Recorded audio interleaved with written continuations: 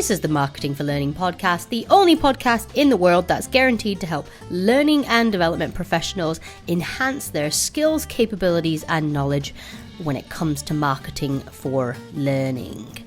I think we can safely say that marketing for learning is a thing.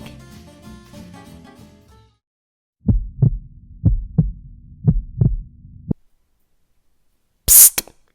Hey, it's me, Ashley. I know you may have forgotten who I am because I haven't been on the Marketing for Learning podcast in a couple of weeks. But hey, I'm back and welcome back to the Marketing for Learning podcast. I am still very much on maternity leave and taking care of a 6-week-old beautiful baby girl, but I miss being on this podcast and very much wanted to come and weigh in on something that I thought might be kind of interesting for you guys today. Definitely more of a marketing focused session today, maybe introducing you guys to some new terminology and maybe some new technology that you have heard of, I expect, but maybe aren't using. So what I want to explore with you in this podcast is bounce rate and how we can use bounce rate to better understand our audience's behavior, but also help you better embrace the usage of Google Analytics. And I am going to do a subsequent episode on Google Analytics as well. So if that's something that you're starting to explore, hopefully this will be an interesting introduction for you. So today we're going to talk about bounce rate, what it is, why it matters, and ultimately why you should start to consider using this metric within your organization. So bounce rate is something that marketers use a lot. Typically, you would get this sort of information from using Google Analytics. If you're not familiar with what Google Analytics is, essentially it is an analytics layer that is embedded onto your website and monitors audience behavior on a per page basis. It has changed significantly in recent years, and so now we don't get half as much data as we used to due to cookie laws and the such like, but it still does give some good information in terms of what audiences are doing, where they're going, where you're losing them, and so on and so forth. And bounce rate is one of the best metrics, one of the most simple metrics I think that marketers can use to really help them understand if what they have built is working for their audiences. So let's get into it. Bounce rate essentially is the percentage of visitors that visit a specific page on your website. So in your case, it's probably likely to be more like your intranet pages, your SharePoint pages, your learning platform in particular, who navigate away from that page without taking any further action. So they land on a URL of some kind. They're on that URL for however long, and then they come back off that URL. They don't navigate more deeply into the website or your learning platform. They use that page and they go off.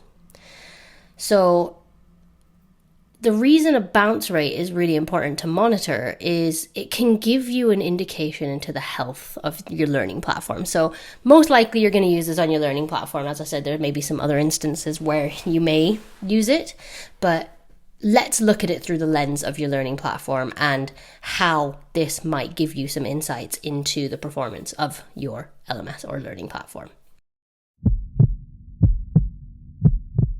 So let's start with why bounce rate's important. So it can tell you a lot about your audience's attitudes towards your learning, but also give you a good indication as to, like I said before, whether it's actually working for your audience, whether they're actually getting what they want or what they're expecting. So the kind of key two reasons that we'd use bounce rate, or why we should kind of value it, is if someone's bouncing back off your LMS, so they come to that page and then they go, it means that they're not necessarily maybe learning more than that. And I'll go into that in a little bit more detail, because it may be that you're positioning things really well.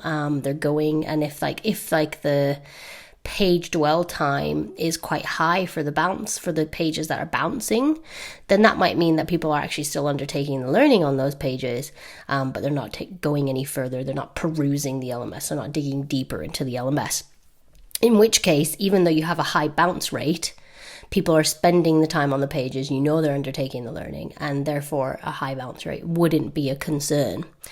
However, if you have a high bounce rate and people are bouncing straight off the pages, it may well be that people aren't getting what they wanted or expected from your comms and what led them to land there. And therefore, then bounce rate needs to be concerning you, shall we say. Because a high bounce rate essentially lets you know that your LMS or specific pages or courses modules on your LMS has issues. Whether that's issues with the learning content itself, the user experience, the page layout and navigability. There we are. Even the copywriting, all kind of marketing components that we've talked about in other aspects of the podcast. It can give you a bit of a temperature check quite quickly as to whether this page and a wider lens of the overall site, in inverted commas, or your LMS is working. So that's why how we want to be using bounce rate. So a high bounce rate in and of itself doesn't indicate a concern, but it does need some context around it. Generally speaking, in marketing land for websites, you're looking at a bounce rate of average around like 40 to 50%. But of course, I have no idea what your bounce rate is for your learning platform. So you'll have to start capturing that data in order to actually get a view of what your average is and whether you want to impact that positively or negatively once you have some data.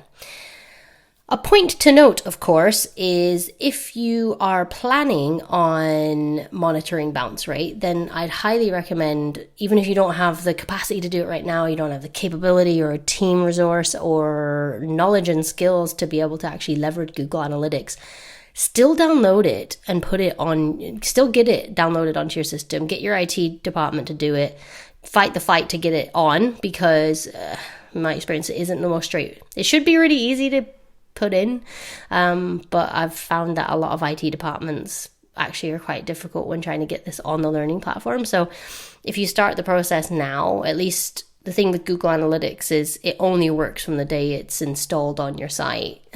So you can't retrospect any data. You can't get anything. So it's only once the tracking code is installed that you'll start to get data. So the sooner you can get that implemented, even if you don't know that you're going to be using Google Analytics in the next 6 months or even a year, try and get it on your system, on your platform, so that you actually can use the data when you're ready. So, why might people bounce off your learning platform? There's some very clear reasons, and some of them I kind of touched on very lightly, but probably the biggest one is going to be that the page that people have landed on has not met their expectations. So it may be the case that you've overpromised something, you've missold something, they're expecting this amazing, phenomenal experience, and it's really outdated, it's difficult to navigate. Ultimately, you need to make sure that your marketing messaging and the communications that you're building to promote people's action, and i.e. getting them to your learning platform and your learning content, is directly aligned with the experience that they're going to have on the platform. So you need to make sure that those two things are lined up, which is why I always say marketing should come last, and after you've done your alignment with the business, you've done your learning strategy, you've refreshed your tech or done a cull of the learning content that you've got, and you're really happy with your learning product first. Because if you're going to do marketing and your learning product isn't up to scratch, then you may as well not do marketing, because people are just going to become very quickly disenchanted with what it is that you're selling them, in inverted commas. And then they're just going to bounce straight away. Saw that, I'm not going to do that. Absolutely not. So you need to focus on making sure your product is fit for purpose and appropriate and meeting expectations, and then that the communications that you use once that's in place is actually an extension of that, and a consistent message and experience throughout the entire learning proposition. Another aspect of that, of course, is if the experience is clunky, if it's outdated, if the design is ugly or very poorly visually. Again, it doesn't take a lot for people to get a bad first impression. This, on websites, I think there's a margin of about 2 seconds that people have a first impression of a website, and they'll bounce if they think that if it takes too long to load. People will literally just not even wait for the website to load if it takes too long. So again, is your learning platform taking a long time? What's that experience like? Again, that could be a good indication of a poor learning experience. So again, this is why bounce rate is so useful for us. And of course, the converse of that is, again, that high bounce rate not necessarily being a bad thing, that people are actually getting what they want from that experience, and therefore they're staying on the page for a long time because they're learning. You've given them exactly what they've wanted. But as I said, the only way to really truly understand that is, again, having Google Analytics so that you can see how long people are averagely staying on a specific page as well. So let's look at what you need to do in order to get Google Analytics on your LMS. So as I've alluded to, I'm not sure why, but there does seem to be some internal resistance a lot of the time in terms of getting Google Analytics installed as a layer over your learning system. But ultimately, I would strongly suggest that you pitch this in and why you need it, because it doesn't just give you insight into bounce rate. It gives you insight into geographical regions of people. It gives you insights into what devices people are accessing your website, i.e. your platform, on. It tells you how long people are spending on the LMS. It'll tell you, how quickly they're coming and going, what pages are popular. Again, if you can identify pages that have a high bounce rate, you can then discern, okay, is this page performing really well? People are getting what they want. The learning's working really well, i.e. are they staying for a long time? Or does that high bounce rate indicate actually that we have a bit of an issue? People are getting lost. People are getting stuck. The user experience isn't aligned for whatever reason.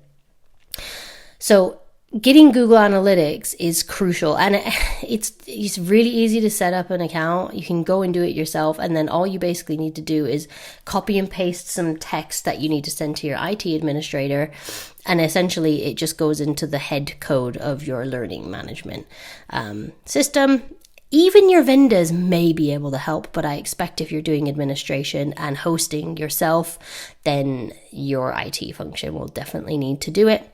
But I highly recommend getting this installed as soon as possible, because I'm going to do a separate session on some of the other facets of Google Analytics and how we can use Google Analytics to improve our user experiences. Because when we think of marketing for learning, we think of marketing mindset, we think of, great campaigns and, really pretty brands. But actually, this is the nitty gritty stuff, the data side of things that really deviate good marketers as well. A fastidious commitment to truly understanding our audience and what they are doing, so that we can then constantly pivot, iterate, move, and adjust ourselves accordingly. So bounce rate, gives you some good idea of what in the heckiddy heck people are doing on your learning platforms.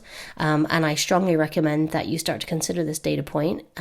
If you're using Google Analytics already, are you using bounce rate?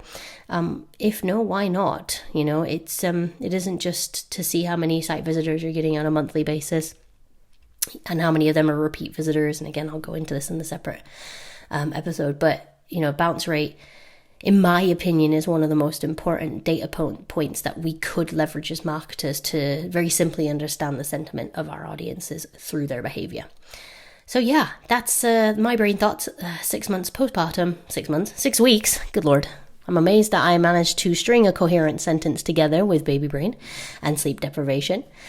But thanks for hanging out with me, guys. I probably won't be on here as frequently as Han is, just because she's holding the fort like a little champion. But I'm around, I'm lurking, and I'll certainly be back with another podcast soon. So thanks for tuning in, guys. This is the Marketing for Learning podcast, and I love you. Marketing for Learning is a thing.